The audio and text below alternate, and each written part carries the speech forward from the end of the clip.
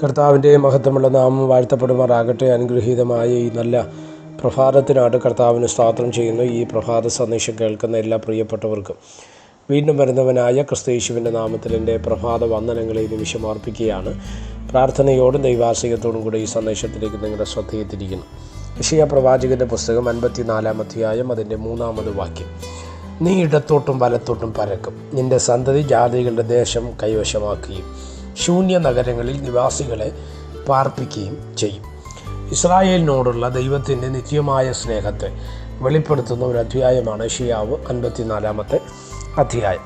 ദൈവത്തിൻ്റെ സ്നേഹം നിത്യമാണ് കേട്ടോ. നമ്മളെല്ലാവരും ശ്രദ്ധിക്കേണ്ട ഏറ്റവും പ്രധാനപ്പെട്ട ഒരു കാര്യമാണ്.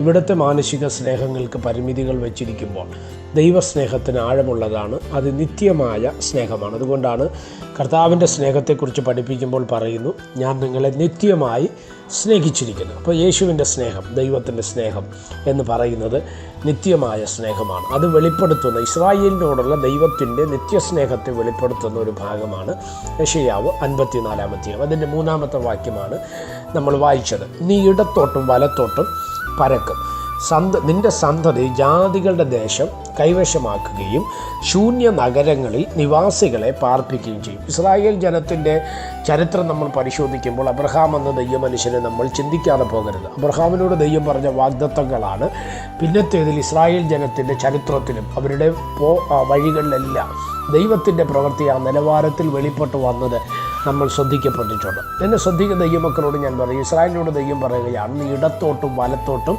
പരക്കും. നമ്മുടെ ജീവിതത്തിൻ്റെ മേഖലകളെ വിസ്തൃതി തരാൻ കഴിയുന്ന ഒരു ദൈവമാണ് നമ്മുടെ കർത്താവ്. ഇന്ന് ഈ സന്ദേശം കേൾക്കുന്ന നിങ്ങളോട് ഞാൻ പരിശുദ്ധാത്മാവിൽ തിരുവചനത്തെ ആധാരമാക്കി പറയാം. ഇന്ന് നമ്മൾ നിൽക്കുന്ന ശൂന്യതയേറിയ തലങ്ങളുണ്ടായിരിക്കാം.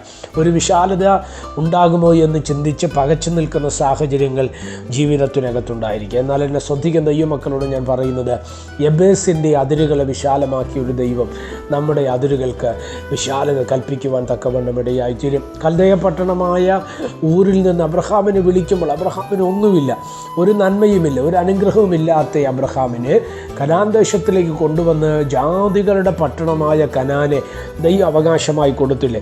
അബ്രഹാമിൻ്റെ സന്തതിയായ ഇസ്രായേൽ ജനത്തെ ആകാശത്തിലെ നക്ഷത്രങ്ങൾ പോലെ കടൽക്കരയിലെ മണൽത്തരി പോലെ ദൈവം വർദ്ധിപ്പിച്ചില്ലേ. അങ്ങനെയെങ്കിൽ ദൈവത്തിന് നമ്മുടെ അവസ്ഥകൾക്ക് വ്യത്യാസം വരുത്തുവാൻ തക്കവണ്ണം കഴിയും.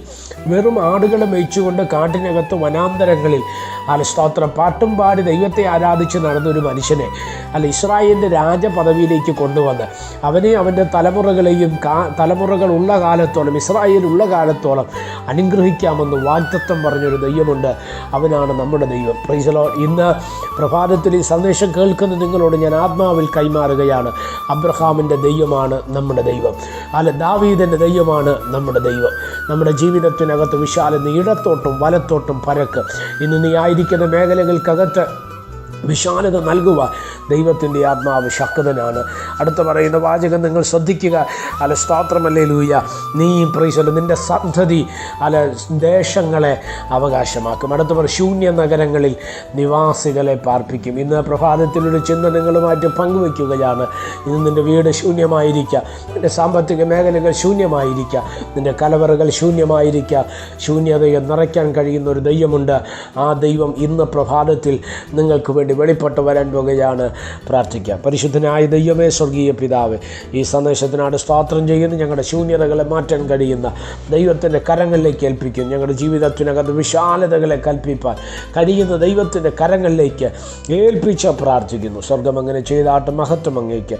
യേശു കർത്താവിൻ്റെ നാമത്തിൽ പ്രാർത്ഥനകളെ കേൾക്കണം. സ്വർഗീയ നല്ല പിതാവേ, ആമേൻ. എല്ലാവരെയും ദൈവം അനുഗ്രഹിക്കട്ടെ. God bless you.